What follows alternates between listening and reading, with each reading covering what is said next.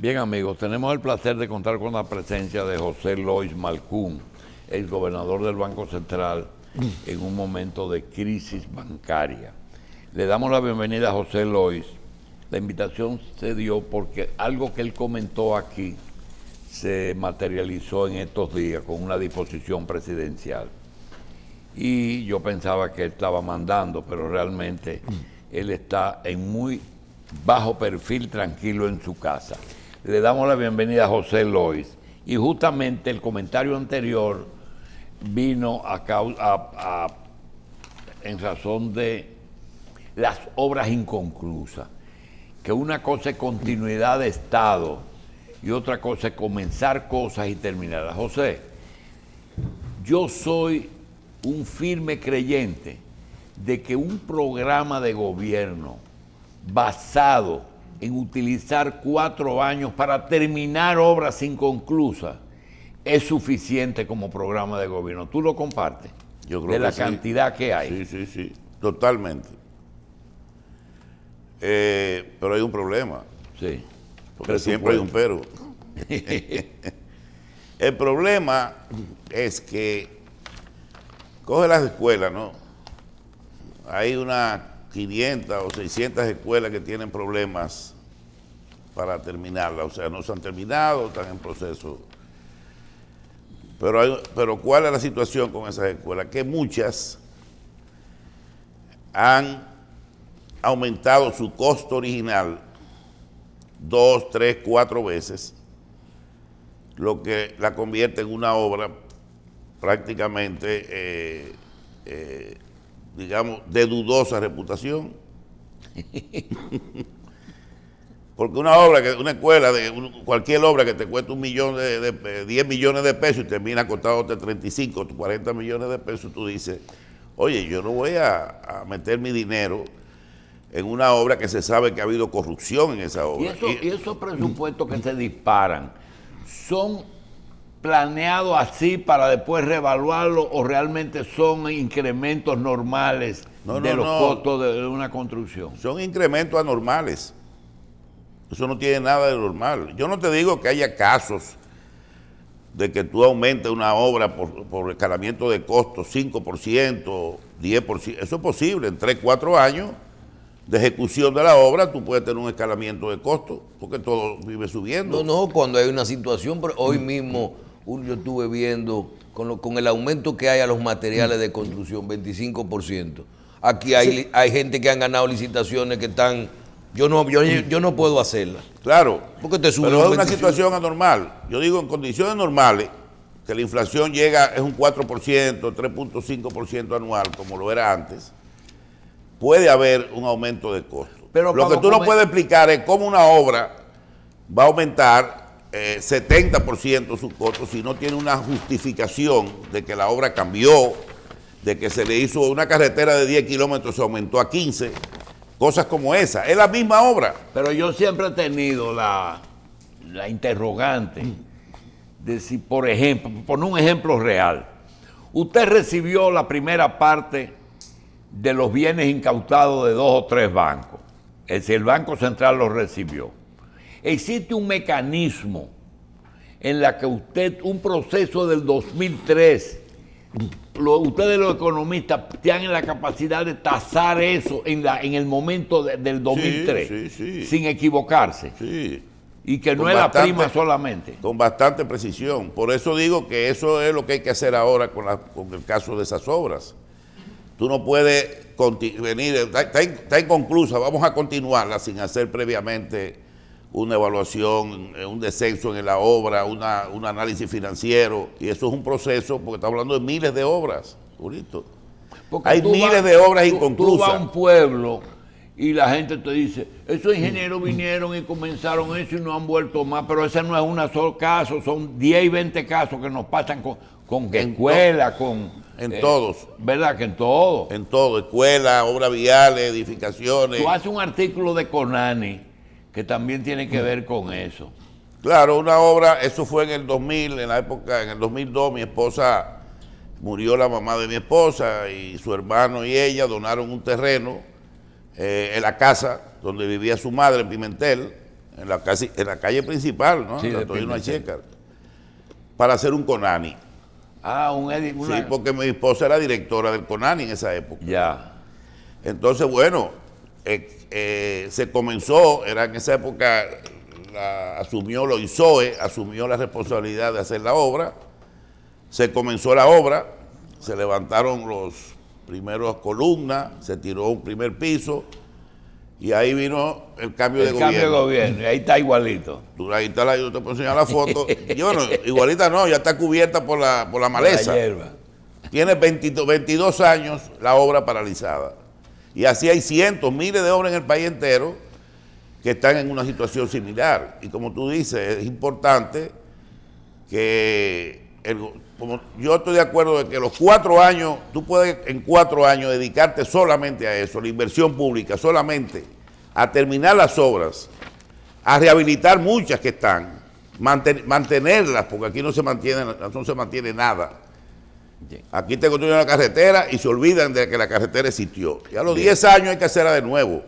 Entonces, ojalá todos esos recursos que están asignados al gasto de capital se dedicaran realmente a eso, tendría un impacto en el empleo, un impacto en la economía. Son obras pequeñas, muchas de ellas. Bien. Aunque hay hospitales ahí que son unos monstruos. O sea, la ciudad sanitaria es una obra toma de 13.000 millones de pesos. O sea, bien. Lois, 2 trabajos que tú has escrito, uno de ellos lo mencionaste aquí. Nosotros te lo vamos a plantear como agenda de este programa para sacarte el jugo. Y es, número 1, el tema que tú dijiste. La reforma fiscal hay que hacerla ahora para poderla poner en el 22 vigente. Y el segundo tema fue, y es lo que nos viene encima, que nadie ha pensado en lo que viene cuando esto termine, cuando termine el COVID. Y pensar que ya ha pasado un año de este gobierno y que en el 23 vamos a estar en campaña otra vez. Por tanto, para trabajar tenemos lo que queda del 21 y el 22. Háblanos entonces de por qué tuviste con tanto tiempo que la reforma hay que hacerla ahora antes de diciembre para ponerle vigente el 1 de enero. Mira, de eso está consciente todo el mundo, yo creo. Pocos economistas dudan de que esa reforma tiene que ser puesta en vigencia el próximo año. Pero tú sabes, ser presidente es una tarea que no siempre, aunque todo el mundo quisiera hacerlo, no siempre es agradable, porque el presidente recibe información, recibe comentarios de mucha gente que tanto dentro del gobierno, sociedad civil, empresarios que van donde él, mire presidente, no hable de eso ahora, mire presidente, esto es un tema delicado. O sea, yo sé que la situación actual, con una inflación que ronda en términos interanual en un 10.40%, en plena pandemia, tú hablar de una reforma fiscal, bueno, puede ser cuesta arriba. Yo reconozco eso. Pero lo que yo trato de explicarle a la gente es que lo peor que nos puede pasar es que la reforma la hagan en Washington y no la traigan hecha. Eso es lo peor. Porque si en un momento dado el país se ve en un problema de sostenibilidad fiscal, en una situación donde hoy en día el 70% de la deuda está en bonos soberanos, no son deudas bilaterales, y es un tema muy delicado para la comunidad internacional. ¿Y a usted le preocupa tanto que nosotros podríamos caer en un problema de esa naturaleza? Sí, si no hacemos la reforma así. Porque es que el problema también es el costo de la deuda. Tú no puedes manejar un gobierno, un país, donde el 48% del presupuesto, de los ingresos tributarios, se paga para capital e intereses. La mitad del presupuesto. Eso es inconcebible. Sabe bien eso. Pero mire, si usted lo ve y dice, hay que hacer una reforma fiscal. Paliza habló de reforma fiscal para enero, de iniciar la discusión. Macarrulla habló de reforma fiscal y al otro día el presidente tuvo que decir, no es momento de hablar de reforma. Entonces usted tiene la parte política, tiene la macroeconomía, la deuda, el porcentaje de la deuda del Producto Interno Bruto, la sostenibilidad y todo eso que está muy bien. Pero entonces usted tiene una situación de inflación de 10%, de aumento de precios y de hoy que se está hablando de la necesidad de un aumento de salario para nivelar con el problema de la inflación y del aumento de los precios. Que en mi caso creo, mi opinión es que esa no es la solución, es bajar los precios de las cosas, eventualmente. Una cosa no lucha con la otra, no es totalmente lo opuesto lo que hay que hacer en el tema de la macroeconomía del día a día. Mira, las decisiones muchas veces están en función de cómo la sociedad reacciona.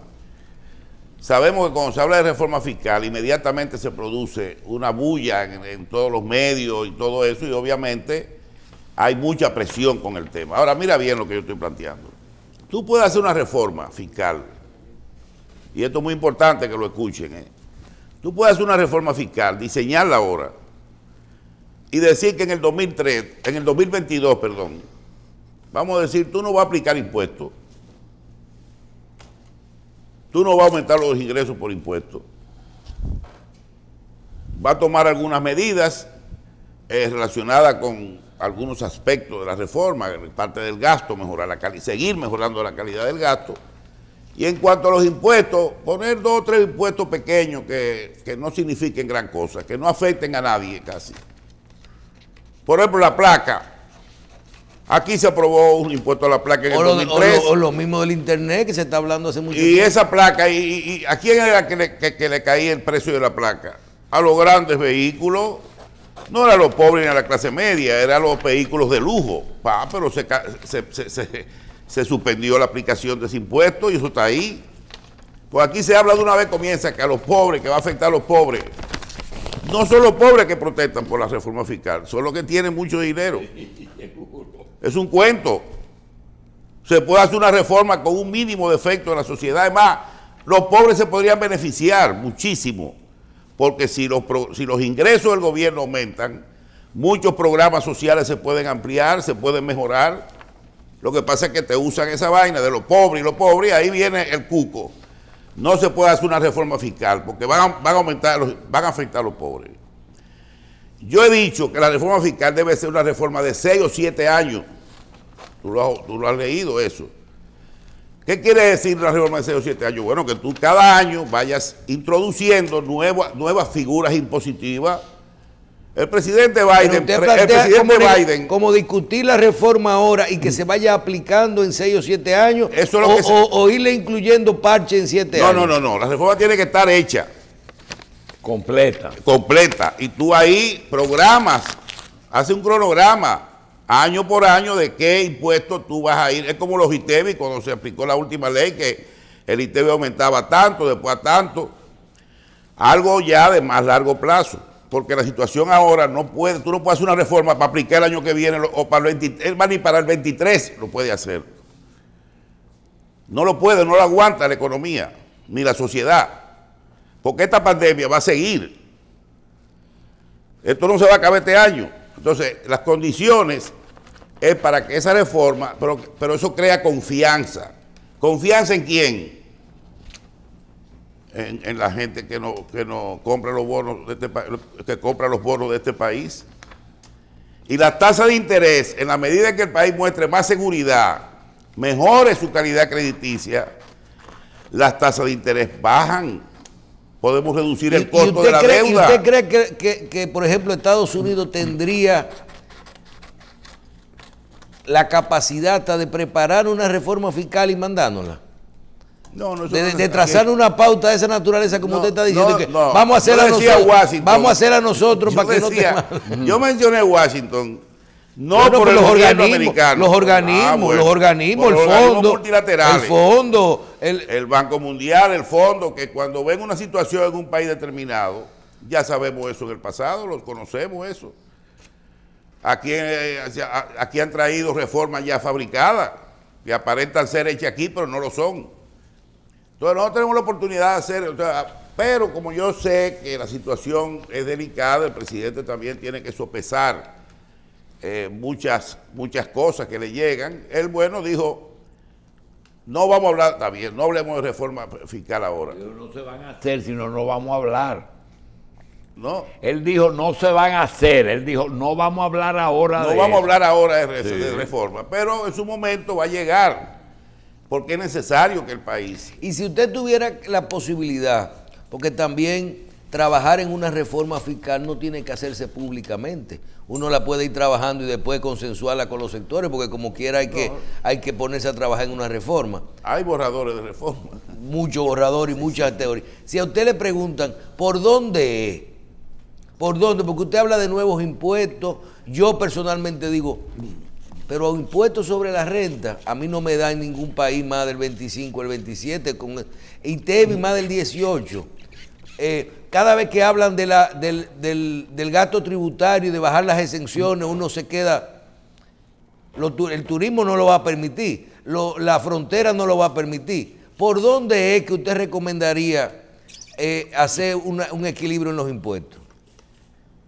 Bueno, ahí viene el gran problema. Primero, yo creo... Para ponerla más fácil, y comienza por ahí.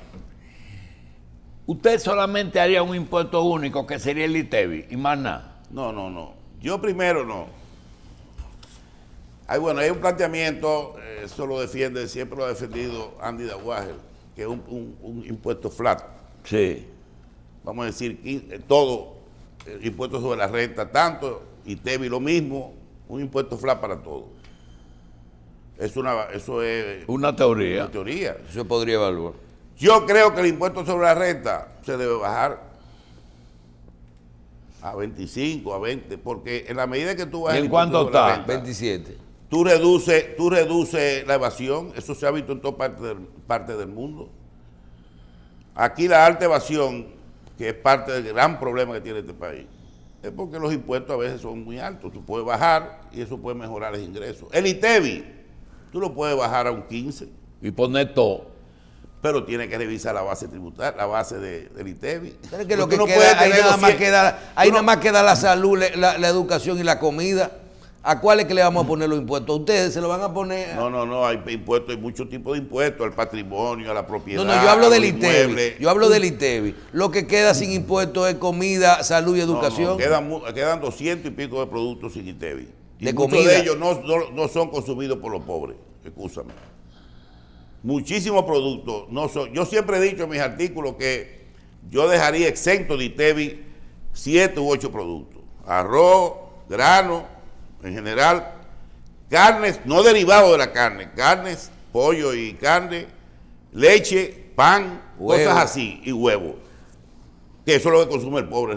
La clase media va a cargar un poco con el peso de esa reforma, pero también aquí hay que mejorar los salarios.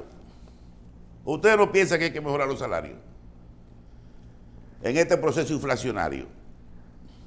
¿Y de dónde tú vas a sacar recursos para eso? Tú aumentas los salarios ahora y se te disparan los precios. 15,000 pesos no te da para nada. No te da. Ya el dinero prácticamente no alcanza. O sea, y tú tienes esa disyuntiva que de alguna manera tiene que buscar recursos para mejorar la situación, no solamente de los pobres, la clase media, porque sus ingresos son gente que están ganando un salario que realmente ni cubren la canasta básica.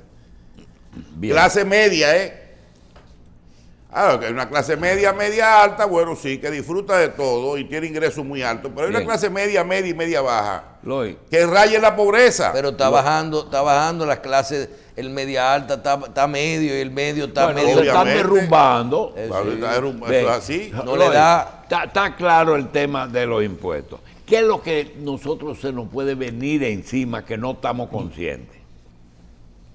Bueno, yo hablaba en ese artículo de asuntos primero. Pero los problemas chinos y rusos no pueden afectar. Bueno, en un momento dado, si eso se complica, como yo perfilo que se va a complicar, tú sabes que nosotros estamos en una órbita, en la órbita De Estados Unidos. y pueden venir presiones muy fuertes para reducir o limitar, principalmente con China, cualquier tipo de relación o inversión, etcétera, etcétera. Eso en algún momento puede venir. Y nosotros tenemos que apostar siempre a Estados Unidos porque no tenemos salida.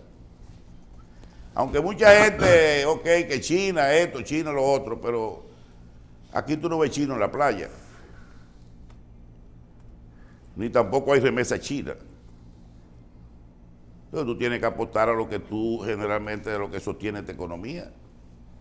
Sí, pero eso es muy vago, eso de apostar, es decir, específicamente cuando el presidente llega y dice, no queremos a China en tal y tal área, bueno, ya fijó una posición. Ya fijó una posición. Pero a los 2 meses tuvo que comprar la vacuna a China. Claro. Porque ellos no la vendieron. La vacuna es un instrumento político también. Eso se sabe que lo están usando con ese fin. Y está bien, o sea, no ha beneficiado, pero en fin, el problema, hay problemas también, como te digo, en países centroamericanos, suramericanos. Yo hablaba de Perú. La entrada de un gobierno de derecha en Perú, de izquierda en Perú, puede ahuyentar los capitales, puede ahuyentar a mucha gente. A mí me da la impresión que el candidato que aparentemente ganó las elecciones se puede convertir en una especie de Chávez o de, ¿cómo es?, Maduro. Y eso generaría en algunos casos, para acá. El problema haitiano, la crisis de Haití nos está golpeando en este momento. Y eso va a aumentar. En Haití va a haber una revuelta generalizada. Tarde o temprano se va a producir. Y nosotros vamos a pagar un costo alto por eso. Van a coger para acá. Pero, ¿y para dónde van a coger? Y el comercio se va a afectar. Y lo último es la parte interna. Aquí están conspirando contra este gobierno. Hay conspiradores que están moviendo teclas, usando recursos para desestabilizar la situación política. Pero eso es muy serio lo que usted está diciendo. Pero vean acá, ¿cómo que es serio? Yo tengo miedo para decir vaina, yo no tengo miedo. Tú me conoces. Yo digo lo que yo creo. Pero todos vamos en este avión, si tú conspiras contra tumbar el avión, nos caemos, todo incluyendo lo que están conspirando. Pero hay gente que prefiere eso porque sabe que prefiere que no caigamos todos a ellos caer solos. Tú sabes cómo es, crear una crisis para diluir, porque aquí hay mucha gente que tiene una lista pendiente de que sean investigados y sometidos, políticos y militares. Y hay gente que está conspirando. Entonces tú tienes que estar preparado para eso. Y eso de la DDI, aquí hay que tener un servicio de inteligencia para protegerse contra ese tipo de cosas. Y todos los países lo tienen, Todos lo tienen. Entonces, la seguridad del Estado es sagrada. Y aquí hay mucha gente que quiere jugar con fuego y juega con fuego. Juega con fuego. Entonces, eso es un aspecto que tenemos que tener en cuenta. Porque este país no estaba preparado para lo que se ha producido en los últimos 9 meses. La gente está sorprendida de lo que está sucediendo con ese cambio. El dominicano no estaba preparado para eso. Preparado quizás para un cambio más, pero aquí se han producido cambios profundos en muchas cosas. Que yo creo que eso, por algo el presidente Abinader está recibiendo un gran apoyo, o sea, simpatía, creo que la población estaba valorando esas acciones. Pero hay que defenderse, no podemos cruzar de brazos. Y eso fuera de los chinos, ¿hay algo más que no puede venir encima? Bueno. Y estos países que son ex socialistas, ¿podemos traer esas inversiones para acá? Sí, se puede traer esas inversiones para acá. Ahí es donde más quizás China puede ayudar. En muchos países China está haciendo grandes inversiones y ha desplazado a Estados Unidos como principal país que invierte capitales también para préstamos, porque ellos también no solamente invierten en proyectos, sino también prestan mucho dinero. Pero como te digo, eso yo prefiero seguir apostando a que nuestra política de endeudamiento se maneje como se está manejando desde hace unos años, que lo iniciamos nosotros. Nosotros fuimos los primeros que presentamos el bono dominicano en los mercados financieros. ¿Tú te acuerdas? Sí. La primera emisión de bonos, yo estuve en ese proceso de due diligence. Yo recuerdo que el Congreso tuvo que aprobarlo. Tuvo que Creo aprobarlo. que era Lila Albuquerque, la presidenta de la Cámara de Diputados. Y a partir de ahí el país ha cambiado su perfil de deuda. Sí, pero hay algo que tú lo viviste y que nosotros no estábamos adentro, y es, da la impresión de que Estados Unidos no haga negocio con China, haga negocio con nosotros, pero nosotros no damos ninguna opción. Da la impresión de como que es un apoyo incondicional que ellos quieren. Bueno, hasta cierto punto, tú sabes que el régimen de Donald Trump, que recién terminó, aplicó una política muy hacia lo interno, hacia adentro. Primero nosotros. Y de hecho yo creo que sí, Estados Unidos ha bajado mucho la ayuda, la asistencia al país, como venía con la época de, ustedes se recuerdan con la AID, la Agencia Internacional de Estados Unidos. Ya eso prácticamente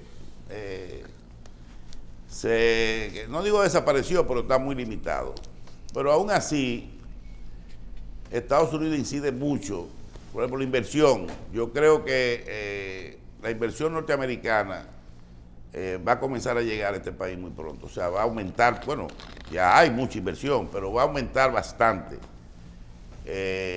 con los acuerdos que se vienen manejando a lo interno de los dos gobiernos. Eso va a venir.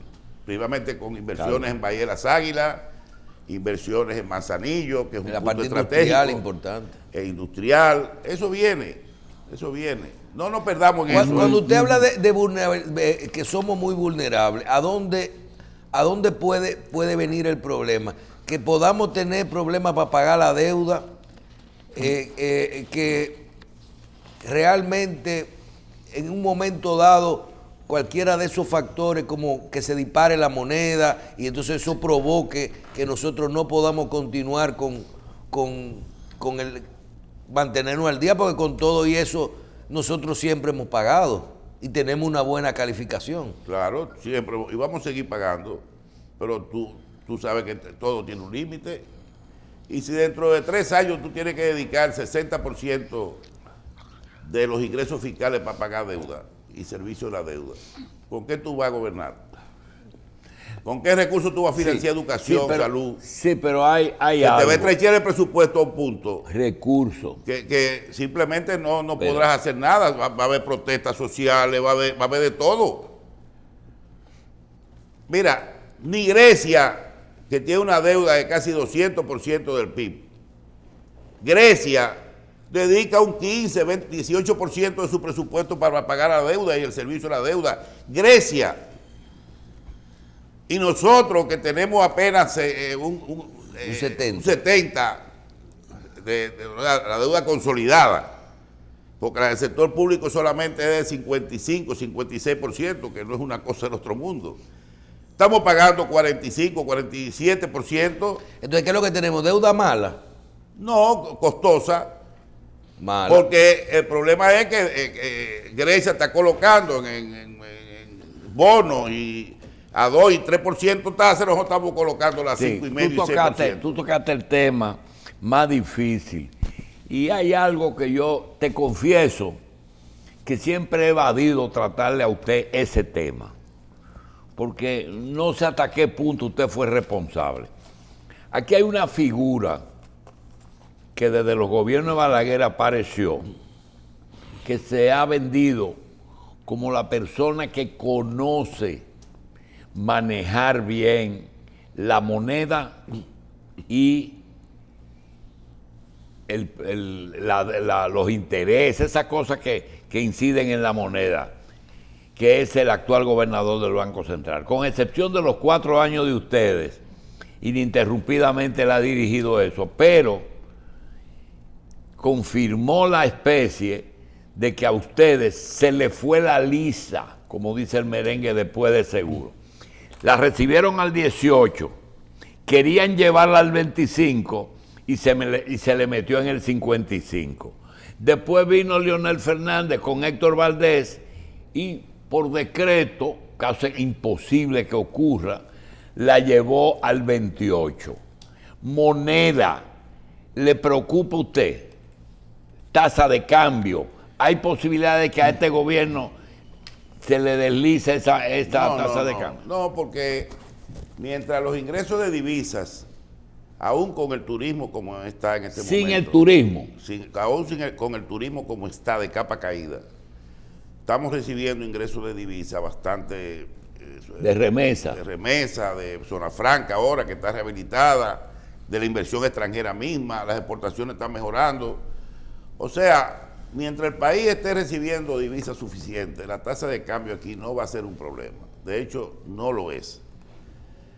Obviamente, la tasa subió mucho el año pasado, ¿no? Y cuando ese petróleo se meta a 100 pesos, a 100 dólares. Ya eso es otra cosa. Porque está subiendo. Está subiendo. Eso va a afectar, pero también eso puede conllevar a que otros productos también suban, el oro, por ejemplo, y compensen parte el petróleo y así. Pero lamentablemente lo del petróleo, yo no creo que va a subir a ese precio. En algún momento eso se va a quedar ahí alrededor de los 70 o menos el barril. Yo creo que por ahí se va a quedar. Porque se van a necesitar divisas. Lo que pasa es que tú tienes que entender que venimos de una época donde la economía se cerró, el año pasado. Hubo una crisis de oferta. Se cayó la oferta, de todo.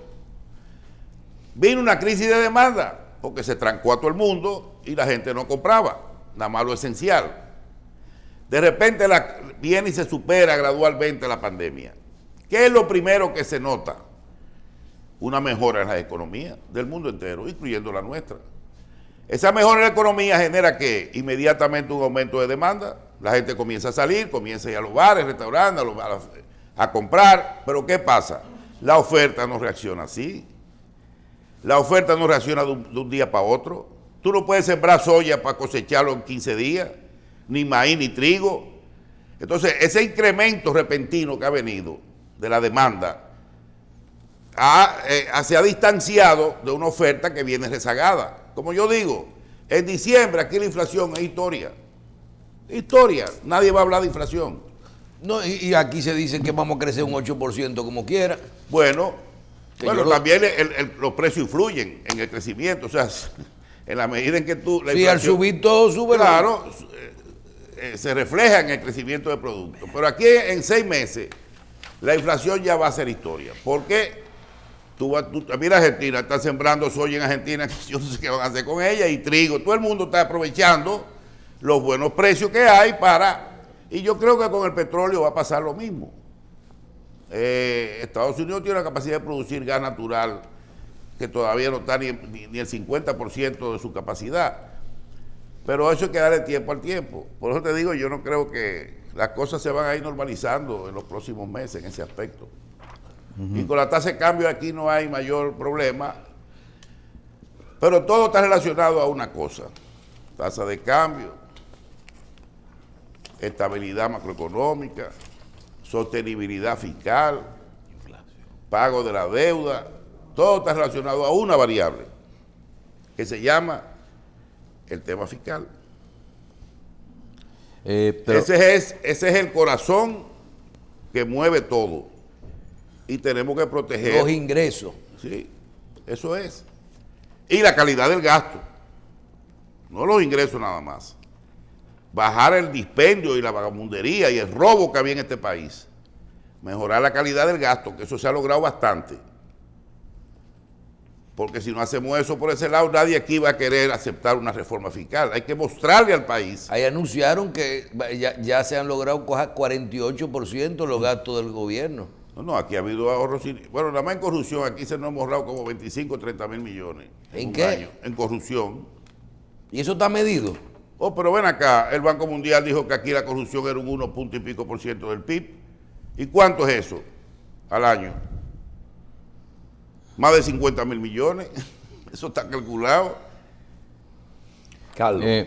Usted habla de mejorar seguridad jurídica e inversión privada, pero también una de las principales quejas de los inversionistas, a veces según uno ve los indicadores de Doing Business y esas publicaciones Sí. así. Ese de que los impuestos es una de las cosas que... Entonces, aunque se está hablando por un lado de reforma fiscal, entonces, por otro lado también se hablaría también de facilidades para lograr esas metas de mejora de la inversión privada. Sí, claro, eso es parte, yo diría, una reforma fiscal tiene que dar seguridad jurídica, tiene que ser atractiva para los inversionistas en términos impositivos. La reforma fiscal tiene que ver, es muy amplia, una reforma fiscal lo abarca todo. Tú ves, o sea, es más, esa reforma hasta tiene que fijar de alguna manera techos a la deuda, al endeudamiento, Bien. lo que le llama la ley de responsabilidad fiscal.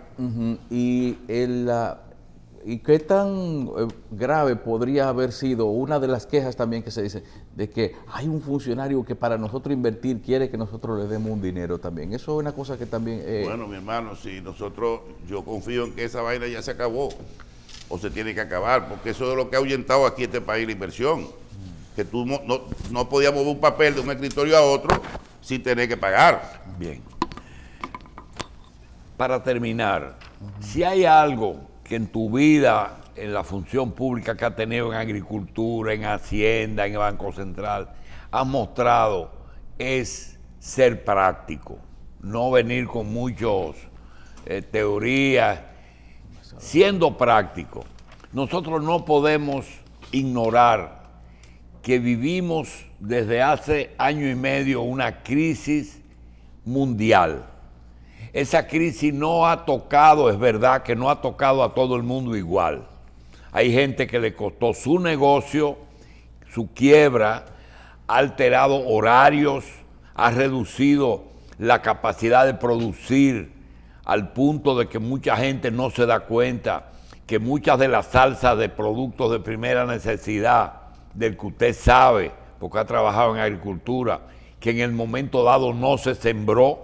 Por tanto, si no se sembró, tenemos escasez ahora. Y sobre todo, un país donde se siembra lo que escaseó y después no se siembra lo que abundó.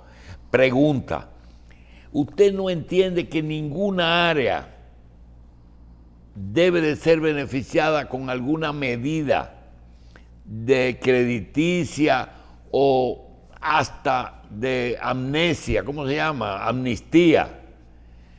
Porque hay personas que si se obligan a cumplir sus compromisos, no lo van a poder hacer aún sin haber cometido un fraude. No estoy hablando de corrupción, estoy hablando del quehacer, eso de que tú tienes un negocio que trabaja 24 horas y desde hace un tiempo aquí promedio se ha reducido al 30% de cosas. Tiene por lo menos 1 millón de personas que están fuera de su trabajo. Esa demanda que están pidiendo del 30% de los fondos no es por un deporte, es que quieren esos cuarticos para cualquier cosa, aunque sea una locura. Eso es una locura, ese dinero no se debe, pero por eso lo piden. ¿Tú entiendes que aquí debe de haber algún tipo de, o individual o colectivo, alguna medida para darle oportunidad a los atrasos? Es un tema muy delicado. Bueno, ya se dispuso que en el Banco Agrícola se aplicara una tasa cero hace un tiempo atrás. Pero de 5.000 millones. A las deudas, sí. Yo creo que hay mecanismos de dar facilidades a las personas que tengan, como lo están dando muchos bancos privados. En esta pandemia han dado Pero a ti te facilidades. tiene que llamar la atención cuando ves en un análisis financiero que la banca nacional se ganó 12.000 millones de pesos en un año, en un medio de una crisis, rompió todos los récords. No aquí. Los ricos en Estados Unidos se hicieron más ricos. La fortuna de los más ricos crecieron un 40% en la pandemia. Pero en general, eso es muy delicado, pero yo creo, como tú dices, que hay que ayudar a dos frentes. Primero, en la oferta. Agricultura aquí es una área estratégica en este momento. Producir con subsidio todo lo que se pueda producir en alimentos, con subsidio. Cuando digo con subsidio, preparar la tierra, si hay que darle semilla, lo que sea. Y si hay que darle crédito en algunos casos, subsidiados, dárselo. Pero ese es el primer punto más importante. Y lo segundo, la demanda, programa de ayuda social. Yo tuve la experiencia, y por eso siempre insisto en eso y lo digo, mercados populares. Tú ves ese asunto de Hipólito que el presidente Mejía... Que compran en la guagüita. Eso es, yo lo he hecho. Yo me he parado en la guagüita y he comprado el plátano a 8 pesos, sí, que están en 20 y pico en el supermercado, y a 30 en un colmado. El colmado de por ahí de Perilla yo lo he pedido y 30 pesos. Y la lechosa a mitad de precio y la piña. Yo lo he vivido eso. Claro, una guagüita no te va a resolver el problema de cientos de miles de pesos. Por eso esos mercados populares en los barrios, para reducir la especulación y la intermediación, puede ayudar tremendamente a que la gente pobre pueda adquirir. Y abrir importaciones, combate la especulación. Bueno, amenazar con traer cosas. Cuando hay un bien alimenticio que corre riesgo de escasez, obviamente hay que recurrir a las importaciones. Y eso también frena la especulación bastante, porque aquí tú sabes que con el ajo, la cebolla, aquí se maneja eso con muy poca transparencia. Pero en fin, hay que apoyar por un lado la producción masiva de alimentos, no importa, aunque sea, yo me recuerdo que cuando el ciclón David, la tormenta Federico, nosotros sembramos hasta los patios de la casa. Se llevaba, no era mentira, ¿no? Sí, yo me acuerdo. Y aquí en 6 meses había más comida que el carajo cuando el país entero quedó inundado. Entonces, todo tiene solución. Hay muchas alternativas de ayuda, de forma de... Lo que hay que tener cuidado de no hacerlo de manera que eso pueda tener un costo. ¿Y de dónde se sacarán ese dinero? Y también de dónde viene el dinero. Porque todo tiene... Si hubiéramos tenido recursos limitados no hay problema, pero hay problemas. Bien. José Lois Malcún, te damos las gracias por tu presentación y por todos tus artículos, que ahí uno va gracias aprendiendo más. Gracias, Lois. Gracias.